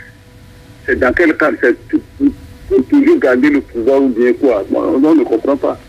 Merci. Bien, merci Pierre. Non, nous disons que la PG, le mot caduc, je ne sais pas si c'est le bon mot, je sais que des gens l'ont utilisé. Mais nous disons que la PG... Non, en fait, les gens l'ont utilisé, une personnalité de chef l'a utilisé. Mais la PG n'est plus le document de référence pour nous, si vous voulez, dans les réformes. Ça ne veut pas dire que ce que nous avons acquis sous la PG, nous devons le jeter. Il y a eu des avancées sous la PG. Nous les conservons et nous construisons les nouvelles avancées à partir de là. Donc, ce qui a été acquis sous la PG ne sera pas nul. Maintenant, nous disons que dans le cadre de l'APG, nous n'avons pas pu dépasser certains débats parce que les points étaient irréconciliables. Et nous sommes passés à la CVJR. Aux recommandations de la CVJR. C'était le sens du discours du président lorsque nous avons basculé sur les recommandations de la CVJR, parce que dans la CVJR vous retrouvez les mêmes thèmes que dans l'APG, mais en termes d'ouverture à l'échange, nous étions dans un corps plus ouvert, parce que les recommandations de la CVJR proposaient de mettre en place une commission constitutionnelle pluridisciplinaire pour proposer une nouvelle constitution pour le Togo en intégrant la limitation des mandats. Donc voilà pourquoi nous avons considéré que maintenant nous passons sur un document qui nous offre peut-être une meilleure ouverture d'esprit, une meilleure association de tous les Togolais autour du débat, et nous avons basculé donc de l'APG à la CVJR. Donc l'APG, nous disons que nous ne référons plus à l'APG parce que sous l'APG, nous avons connu les limites de ce document-là. Ce qui était faisable sous l'APG a été fait, ce qui n'était pas faisable, la preuve, tout le monde dit que 11 ans après sa signature, ce document n'a toujours pas été épuisé. Alors ça ne veut pas dire qu'il n'a pas fait l'objet d'un travail, une bonne partie a été réalisée, mais le reste, à partir du moment où il est bloqué, il faut que nous passions à quelque chose qui nous débloque. Vous savez, le souci du président, c'est de faire en sorte que, à chaque fois que nous avons un débat sur ces questions de réforme, que nous puissions avancer. Donc lorsque nous sommes sur des questions qui bloquent et qui traînent et qui font que nos compatriotes deviennent impatients, nous essayons de trouver la solution sur ce qui peut faciliter la discussion. Oui, est-ce que réellement il avait un souci que le pays avance, parce qu'on a constaté quand même qu'il y a eu beaucoup de commissions qui ont été formées entre l'APG et le 19 août, il y a eu beaucoup de pertes de temps. Les pertes de temps sont venues de tout ce que nous évoquons. Je vous ai dit dès le départ de ce dialogue que finalement je me demande, et beaucoup s'interrogent, quel est l'intérêt de l'opposition à faire blocage. On nous accuse au pouvoir, nous n'avons pas le pouvoir malheureusement de faire des réformes constitutionnelles tout seul. Parce que nous n'avons pas le nombre de députés qu'il faut pour que nous puissions l'adopter tout seul. Nous avons besoin de nos amis, au minimum 11 députés de leur camp, pour pouvoir faire passer le test.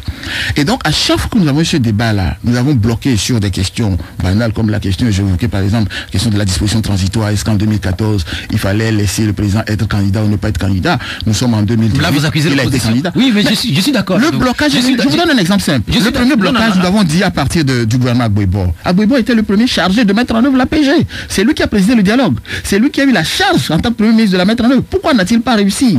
Il n'a pas réussi simplement parce qu'à l'époque, l'UFC, dirigé comme secrétaire général par Jean-Pierre Fabre, lui a fait des crocs en jambe tout le temps. Oui, mais en fait, vous semblez critiquer... Le cadre permanent de dialogue n'a pas évolué sur des débats comme des débats, excusez-moi l'expression, mais vous savez, il y a beaucoup d'intervenants ont évoqué le fait que la situation est grave, nous la banalisons. Mais quand vous arrivez dans un débat, et que pendant des jours et des jours, on vous discute de l'agenda, pas des points à mettre à l'ordre du jour, mais l'ordre dans lequel on va commencer à discuter les sujets à l'ordre du jour, ça vous semble sérieux pour le niveau de gravité du sujet que nous avons à discuter? Mais pendant longtemps, le cadre de dialogue a été bloqué sur des considérations de ce type. Qu'on dise que M. Pierrot ne doit pas être dans la salle parce qu'il est de tel et que tel doit être dans la salle, alors que nous avons un vrai sujet à discuter. Mais c'est un Togolais qui est là, c'est ce qui s'est passé. On dit oui, tel ne peut pas être dans la salle parce qu'il est de tel parti, tel ne peut pas être dans la salle. Et ça a bloqué le cadre pendant des années. Nous avons repris le même sujet quand on a déposé le test en 2014 sur des banalités, rétroactivité, non rétroactivité. Ça a fait l'objet de tous les écrits. Les Togolais sont sensibilisés à ce sujet-là aujourd'hui. Mais est-ce que ça a fait avancer les réformes? Non. Est-ce que ça a empêché le président d'être candidat? Non. Pourquoi avons-nous perdu autant de temps pour ça? Question est là. Mais vous semblez porter... Aujourd'hui, nous arrivons encore... Je finis sur ce point et je vous laisse intervenir. Aujourd'hui, nous arrivons encore sur une feuille de route à mettre en œuvre. Avec tous les débats que nous avons faits dans le dialogue avant d'arriver à la feuille de route qui a été la solution à mettre en œuvre, on veut nous ramener à des débats sur des considérations du type on recompose, on ne recompose pas. Mais est-ce qu'au but a un intérêt à être à la CENI ou pas en tant que parti extra-parlementaire? Est-ce que le net a un intérêt à la CENI ou pas en tant qu'extra-parlementaire? Sur quels critères vous pensez par exemple que l'UDS Togo peut être à la CENI et pas le net? Au nom de quoi? Sur quels critères ça a été jugé? Thierry Tama a été candidat à l'élection présidentielle. Est-ce que M. Antoine Foulé a été candidat à l'élection présidentielle? Pour pouvoir juger du poids de l'un et de l'autre. Aujourd'hui, Thierry Tama a fait le tour du Togo. UDS a fait un seul meeting, vous avez entendu parler de ça? Mais on nous dit aujourd'hui qu'il faut chasser le net de la CENI pour pouvoir mettre quelqu'un comme un représentant de ça. C'est normal? C'est pas normal? J'ai bien noté. Autant vous semblez faire porter le chapeau des difficultés à mettre en œuvre les réformes depuis l'APG à l'opposition, mais quand on regarde tout le temps passé, vous avez évoqué la CVGE, vous avez évoqué le HCROUN, on a même eu une commission à Ouanana. Est-ce que tout ça là c'est pas politique? Est-ce qu'aujourd'hui, quand on regarde comment les choses se passent, est-ce qu'on ne peut pas conclure que quelque part aussi le pouvoir a eu toute sa responsabilité dans ce qui nous arrive? Mais je vous donne un exemple. En septembre dernier, c'est le pouvoir, avec sa majorité 62 députés qui ont voté le texte. Nous dit il nous manquait 11 voix pour que la limitation des mandats soit une réalité, l'élection à 2 ans. Vous parlez de septembre. Septembre 2017. Oui, moi je parle de la commission à Ouanana, je parle du HCROUN. Oui, reprenons le HCROUN. Mais tout ça, est-ce que c'est pas le perte de temps? Quand le HCROUN a invité les Togolais pour les écouter, les formations politiques, qu'est-ce que l'opposition lui a répondu? Ils ont dit qu'ils participent. Oui, après le HCROUN, vous avez créé encore une autre commission. On a même fait un atelier. Ils ne sont pas allés. Oui, mais c'est politique tout ça, n'est-ce pas? On a fait... Non, pourquoi c'est politique? La notion de politique que vous utilisez, je ne sais pas si c'est pour dire que c'est dilatoire. Politique politicienne. Si c'est politique parce que nous... Non, nous sommes sérieux alors qu'ils nous prennent dans notre jeu et qu'ils participent aux travaux. Bien, on a assez discuté. Alors qu'ils considèrent que c'est politique, qu'ils viennent aux travaux, qu'ils votent le test. On va retourner au téléphone, allô. Oui, allô, bonjour. Oui, allô? Allô? Oui, bonjour. Bonjour, monsieur Pierrot. Oui, vous êtes en direct. C'est monsieur Bertrand de Agouakataveli. Monsieur? Bertrand. Oui, Bertrand, vous êtes en direct, allez-y.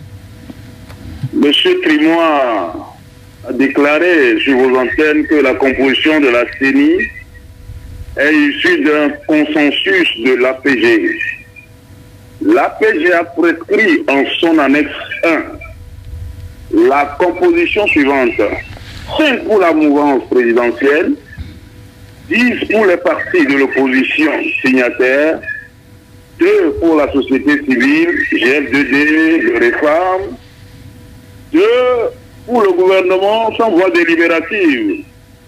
Donc, la déclaration du ministre n'est que mensonger et honteux, comme il en a l'habitude. Le ministre Timo Camara a déclaré que la composition de la CENI est le gage d'une élection démocratique qui assurera la participation effective de l'opposition au processus électoral. Alors, je voudrais que le ministre et moi, conseiller spécial du président de la République, me dise que moi, un simple auditeur, suis en train de mentir sur cette composition qu'a prévue l'APG. Bien, merci. Merci, cher ami Bertrand. Vous voulez réagir? Oui, je vais réagir pour expliquer à notre ami que la NES qu'il lit, c'était la composition de la CENI pour les élections de 2007. Issue immédiate de l'APG, qui a donné lieu ensuite au gouvernement que le gouvernement Gbagbo devait mettre en place. La CENI, dans sa composition actuelle, c'est l'évolution du débat à partir de l'APG, je l'affirme, je le confirme. Et le texte qui a été modifié à l'Assemblée nationale pour intégrer la CENI actuelle, nous l'avons fait à l'unanimité avec nos amis de l'opposition. C'est la suite des débats que nous avons eus dans le cadre de la mise en œuvre de l'APG. Donc ça je le dis et je le confirme. Nous avions mis en place une proposition de CENI qui était sur la NES 1 qu'il a cité, c'est vrai, mais l'évolution qui a été adoptée dans le cadre de la mise en œuvre de l'APG a abouti à la CENI actuelle. Et c'est sur cette base, puisque nos amis ont participé à la CENI jusqu'à aujourd'hui, c'est pas cette CENI là, c'est pas aujourd'hui qu'on l'a composée. Hein. Ils ont toujours désigné leurs représentants à cette CENI. Ils l'ont jamais contesté avant. Donc nous sommes arrivés à ce point parce que le code électoral que nous avons adopté sur cette question pour intégrer la CENI, nous l'avons fait ensemble. C'est dans le même sens d'ailleurs que nous avions ensemble à l'unanimité voté la modification de la Constitution en intégrant la proportionnelle comme mode d'élection des députés. Donc tout ça, c'est les suites successives de la mise en œuvre de l'APG. Je ne sais pas si vous voulez réagir sur cette partie de ma question. Vous avez écouté le dernier intervenant et il a dit quelque part, comme vous avez l'habitude. Et puis, avant, il y avait un autre auditeur. Quand il vous a appelé, il vous a dit « petit frère ». Est-ce que vous comprenez, oui, ces attitudes? Je ne les comprends pas, malheureusement, ça fait partie un peu de, pardonnez de dire, ça fait partie des incivismes que vous avez soulignés. Alors, petit frère, encore, à la limite, ça ne me gêne pas personnellement, c'est pas quelque chose, si je connaissais qui c'était, ça ne me gênait pas. Bon, là, effectivement, sur une chaîne publique, vous avez bien fait de réactifier. Vous voyez, par exemple, le dernier auditeur, quand il évoque en disant, vous avez des mensonges, comme vous avez l'habitude de le dire, etc., je pense que ça peut expliquer, entre autres, pourquoi des personnalités n'aiment pas venir sur les médias. C'est ce genre de lynchage en direct qui n'est pas normal. Alors on peut me contredire, mais quand on vous donne le sentiment devant tous les Togolais que vous êtes des menteurs, etc., des mots de ce type-là, vous voyez que vous souffrez un peu pour trouver des auditeurs et que vous trouvez des intervenants sur les plateaux pour donner la bonne information. On a beau dire, nous sommes au gouvernement et nous détenons des informations dont nos concitoyens ont besoin. Je vous pose la question. Il faut nous donner pas des réactions positives. On peut nous contester. D'autres sont intervenus ici. On contestait ce que nous avons dit. Mais donner l'occasion que nous partagions avec nos compatriotes les informations sans avoir peur d'être insultés en direct. Est-ce que c'est pas la somme quand même d'une certaine vécu que les Togolais expriment de cette façon-là? Parce que on ne comprend pas. Mais vous savez, je crois que c'est un peu une démocratie débridée, dans lequel nous commençons à perdre malheureusement un peu de sens. Regardez sur les médias, sur les réseaux sociaux, comment les insultes sont utilisées. Et ça, c'est dommage parce que le Togolais est en train de perdre un trait de caractère qui était la politesse. La politesse. Alors la politesse ne veut pas dire soumission, ne veut pas dire, etc. On peut dire ce qu'on pense, mais en trouvant les bons mots pour le dire. Et je crois que si aujourd'hui nous arrivons dans notre débat politique à avoir d'excellentes relations avec nos collègues et nos amis de l'opposition, c'est aussi parce que d'une certaine manière, nous commençons à polisser un peu plus notre discours les uns les autres. Vous savez, au début du dialogue, les premières séances en février, quand nous avons commencé, le ton était très dur. Aujourd'hui, quand nous parlons, on a fait une chute verticale dans la façon d'aborder les choses. Donc, il est important, je crois que nous devons aussi aider nos compatriotes à comprendre qu'on peut exprimer sa pensée politique sans avoir forcément besoin d'agresser politiquement. Qui doit faire ça? C'est le rôle de chacun d'entre nous, hein, nous les politiques en premier. Vous savez, regardez le ton sur lequel Mme Adiamabo, la passe entre Mme Adiamabo et Gilbert Bavara sur la notion de train. Cette contradiction, elle est belle, parce que tout le monde a utilisé le train. Personne ne s'est insulté. Personne n'a dit, oui, vous, là, vous allez faire ci, vous allez faire ça. Mais ils se sont dit, non, votre train n'arrivera pas à destination parce que nous allons le bloquer. Alors d'autres disent, non, le train, il est parti, ça ne s'arrêtera pas. Bon, très bien. Tout le monde a compris qu'on n'est pas d'accord. Mais personne ne s'est senti agressé à travers ces paroles-là. Nous sommes en train de construire la démocratie au Togo. Hier, c'était samedi, et la communauté internationale a célébré la journée internationale de la démocratie. Et aux Nations Unies, on a estimé qu'il faut trouver des moyens pour le renforcement de la démocratie. Les propos sont de Antonio Guterres, le secrétaire général des Nations Unies. Comment est-ce que vous comprenez cette intervention? Sur la nécessité de renforcer la démocratie. Oui. Vous savez, la démocratie est en danger dans tous les pays au monde. Et avec l'émergence des nouvelles technologies encore plus, on vient d'aborder un petit pan du danger démocratique, c'est l'agression verbale. Or, la démocratie est basée fondamentalement sur la contradiction, c'est-à-dire la capacité à exprimer des opinions et des pensées différentes. Donc, si nous commençons à agresser les gens de sorte qu'ils ne peuvent pas s'exprimer, alors nous perdons la qualité de la démocratie parce que, précisément, nous empêchons les uns les autres de juger entre deux opinions, puisqu'il y en a une qui ne s'exprimera pas. Donc ça fait partie des dangers. Nous devons travailler à cela en termes de sensibilisation, en termes d'éducation. Maintenant, nous avons développé quelque chose chez nous en Afrique depuis quelques années qui met la démocratie en danger. La démocratie est basée sur le pouvoir du grand nombre. Mais nous sommes en train de construire des démocraties unanimitaires au nom de la notion d'inclusivité. Donc on va vers des démocraties où nous devons tous être unanimes. Mais à partir du moment où nous commençons à devenir unanimes, c'est le diktat de la pensée unique. Et donc les contradictions vont être gommées et vont être effacées. Donc à partir de ce moment-là, les minorités s'effacent. Or la démocratie fait de la place aux minorités, doit faire de la place aux minorités. Ce n'est pas parce qu'on est minorité que la majorité nous écrase. Et donc nous devons faire en sorte que tous ces champs s'expriment dans les institutions, sur les terrains médiatiques, de sorte que chacun retrouve sa place. Et c'est pour ça que nous disons par exemple que sur le partage, on prend là nous avons sur le terrain, dans les réformes, la composition de la Cour constitutionnelle. Il est normal que l'opposition se retrouve dans la Cour constitutionnelle. Même tout en étant parlementairement minoritaires, ils ont le droit, ils doivent être représentés au sein de la Cour constitutionnelle. La Cour constitutionnelle actuelle comporte des opposants, mais qui ont été reniés depuis longtemps par leur camp. Donc c'est pour ça que parfois on donne le sentiment qu'il n'y a pas d'opposants à la Cour constitutionnelle. Il y en a au moins 3, mais qui ont été reniés depuis longtemps par leur camp parce que, pour diverses raisons qui sont liées à leur position. Et nous disons que nous allons vers une nouvelle Cour constitutionnelle qui va être recomposée, peut-être que des solutions innovantes qui permettent d'avoir une bonne représentation de toutes les opinions à l'intérieur des institutions est fondamentale. Le Bénin a fait un progrès extraordinaire là-dessus et par une interprétation de la Constitution par la Cour constitutionnelle béninoise, qui utilise toujours le rapport de proportionnalité de la représentation parlementaire pour composer les institutions. Il me semble que c'est une piste qu'on pourrait également explorer chez nous. Vous venez de dire qu'il faudrait donner l'impression, ou bien qu'il ne faudrait pas écraser la minorité. Mais au Togo, est-ce que c'est pas aussi ça et tout le problème? Le pouvoir qui est là donne parfois l'impression d'écraser carrément l'opposition ou tout ce qui se... Non, le pouvoir ne donne pas l'impression d'écraser, mais des personnalités au sein du pouvoir ont parfois des excès de langage qui donnent ce sentiment-là. Je vous dis pourquoi. Parce que chaque fois que nous gagnons des élections dans ce pays, le président nous donne un mot, pas de triomphalisme. C'est une indication politique du sens du comportement que nous devons avoir. Et le refus du triomphalisme, c'est créer les conditions pour que la minorité ne s'écrase pas. Mais cela étant, une fois que c'est dit de cette manière, bien évidemment, vous ne pouvez pas contrôler tout ce qui s'exprime sur un sujet de ce type. Et malheureusement, parfois, nous avons beaucoup d'écarts de langage qui viennent de personnalités. Mais ce n'est pas une ligne politique qui est de dire nous allons écraser la minorité. Ça, dans notre composition, non. Et un exemple simple, c'est quand le président de la République nomme, par exemple. Nous avons inversé une pratique ici. Lorsqu'une institution est composée par l'élection et par la nomination, le président de la République attend toujours que l'élection se fasse, de sorte que l'exercice de son pouvoir de nomination compense les imperfections de l'élection et donc tiennent compte des minorités qui n'ont pas été représentées à travers l'élection. Mais cette pratique subtile n'est pas connue du grand public.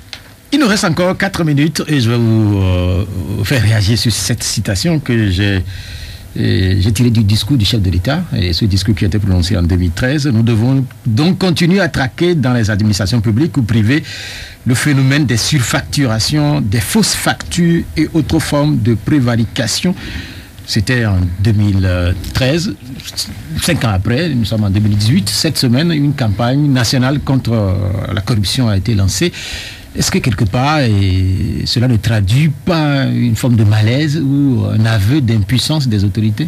Non, au contraire, c'est ce diagnostic du président et cette ligne-là qu'il a donnée qui a permis de relancer toute la réforme économique. Rappelez-vous, depuis 2007, nous avons fait énormément d'efforts sur la réforme économique et c'est ce qui a fait que notre budget a commencé à bien monter. La réforme de l'OTR, la mise en place de mécanismes de filtrage, la responsabilité des ordonnateurs, des comptables, etc. Tout ce qui a été mis en place sur le plan économique travaille à ce sens-là. Réduire toutes les poches de fraude qui existent sur la prévarication des ressources publiques qui existent dans notre pays. Ce ne sont pas des choses qu'on peut nier. La mise en place de la haute autorité de lutte, j'ai travaillé énormément à ce test-là et c'est moi qui l'avais défendu d'ailleurs à l'Assemblée à l'époque. Et c'est pour ça que je reproche un peu aujourd'hui à ces membres de ne pas être plus courageux que ça. Je crois qu'il faut arrêter de se cacher quand on est responsable d'institution derrière l'impuissance en disant oui, il y a des gens que je ne peux pas poursuivre. Commencez à les poursuivre, si on vous entrave, vous aurez un argument. Mais ne dites pas à l'avance, oui, ils sont intouchables. Donc il faut travailler à cela. C'est le gouvernement qui l'a mis en place, c'est le président de la République qui a mis en place cette autorité. Ça voudrait dire que s'il n'en voulait pas, personne ne Est-ce que vous avez l'impression qu'il n'y a pas d'intouchable au Togo? Il n'y a aucun intouchable dans notre pays. Je pense que les derniers développements de notre vie judiciaire vous montrent qu'au Togo, si ces gens-là ont été touchés... Vous faites allusion à quoi? Vous faites allusion à quoi? Mais à tout ce que nous avons vu dans ce pays. Tous ceux qui ont connu des procès retentissants dans ce pays, qui ont fait l'objet de procédures que vous connaissez mieux que moi. Donc je pense qu'il faut arrêter de s'entraver mentalement en pensant qu'il y a des gens dans notre pays qui sont couverts par une immunité naturelle et qu'on ne pourrait pas les poursuivre. Et ça, je le dis aux responsables d'institutions judiciaires, aux responsables d'institutions de cette nature comme le HAPLUSIA, etc., qui doivent prendre leur courage. Je crois que c'est une faute de ces responsables-là de se cacher derrière une impuissance liée à l'immunité naturelle de ces J'ai une question qui vous est adressée. Cette question m'a été envoyée par Internet, en parlant de la route de Lomé-Vaughan. Vous savez qu'il y a un débat autour de l'argent aurait été détourné depuis. On n'entend plus parler de ça. Est-ce que vous voulez avoir une réaction autour? Bon, c'est un dossier que malheureusement je ne connais pas, mais je pense aussi que sur ces questions... On devait arrêter les... Naturel, ça vaut pour cette route, mais ça vaut pour beaucoup d'autres choses. Non, je ne pense pas qu'il faut arrêter les gens. Je vous explique pourquoi je dis ça. Je pense que on donne l'artificiellement que lorsqu'un problème est identifié, il faut passer les menottes systématiquement aux personnes qui sont citées. Je pense que c'est pas normal ça. Parce qu'au nom de la démocratie, du respect des droits de l'homme et de la présomption d'innocence, on ne peut pas le faire.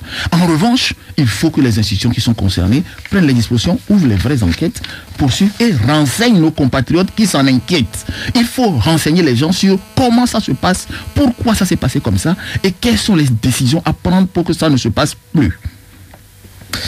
En règle générale, dans un pays où une bonne partie n'est pas content, et on sait que beaucoup de Togolais ne sont pas contents, et les sanctions sont immédiates, notamment dans les urnes, puisqu'on sait également qu'au Togo, plusieurs enquêtes ont montré que les Togolais sont quotidiennement tristes, les salaires sont assez bas, le travail il est en manque. Est-ce que vous êtes confiant pour les prochaines élections ?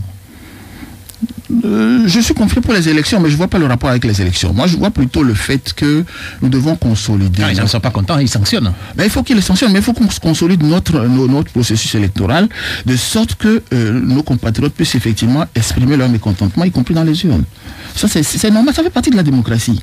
Et je crois que ce rôle-là, c'est pour ça que nous appelons nos amis de l'opposition à intégrer les institutions qui organisent les élections, c'est pour éviter demain de donner le sentiment que l'expression de nos compatriotes a été biaisée.